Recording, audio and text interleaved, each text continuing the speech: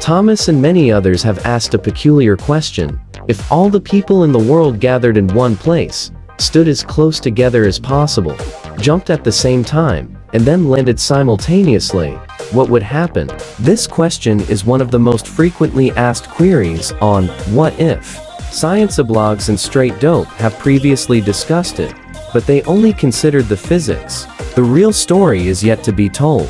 The hypothetical scenario is that, magically, the entire world's population is suddenly gathered in one place. This crowd is so enormous that it would need an area the size of Rhode Island to accommodate everyone. So, let's assume we are all in Rhode Island. The clock strikes noon. Everyone jumps at once. As previously discussed, this jump has no significant impact on the Earth. Our planet is 10 trillion times heavier than all humans combined. The highest a person can jump is about half a meter, provided they don't bump into others. Even if everyone exerted their maximum effort, the Earth's displacement would be equivalent to just one atom.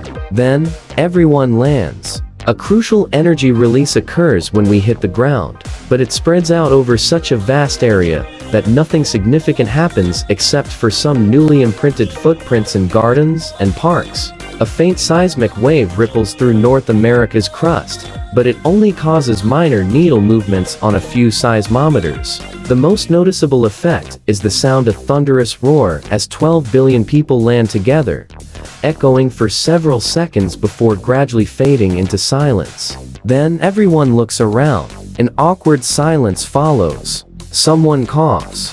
A mobile phone appears from a pocket. And within seconds, 7 billion phones display the same message, no signal. Cellular networks collapse under the unprecedented load almost instantly. Now, let's look outside Rhode Island. Machines left unattended begin shutting down.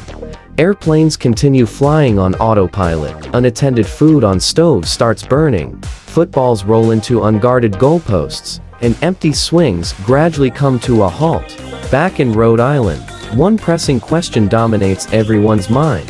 How do we get home? TF Green Airport, designed to handle just a few thousand passengers per day, is now overwhelmed. Even if it operated at full capacity non-stop, it would take 100 years to transport even a fraction of the crowd back home. Nearby airports and rail systems offer no feasible solution. People fled the ports, attempting to board container ships, but these vessels lack the food and water necessary for such an enormous journey. Rhode Island's 1 million cars are quickly commandeered. However, highways like I-95, I-195, and I-295 are completely clogged. Even those lucky enough to escape soon run out of fuel. With gas stations shut down, finding fuel is nearly impossible. The best alternative? Abandon the car and find another empty vehicle. After all, the police are stuck in the same predicament. Gradually, the crowd spills over into Massachusetts and Connecticut. Everyone is in an unfamiliar place, struggling with language barriers, hunger, and thirst. Grocery stores have been emptied, clean water is scarce, and sanitation and healthcare are virtually non-existent. Within weeks, Rhode Island becomes a mass graveyard. Those who originally asked the question are likely among the casualties, perhaps you and I as well. The few survivors disperse worldwide, attempting to rebuild civilization. Humanity persists, but its numbers have been drastically reduced. And the most important takeaway, the Earth's rotation and orbit remain unaffected. It continues to spin just as it always has. A note for future civilizations: don't even think about trying this again. If you enjoyed this story, make sure to like this video, it really helps us out.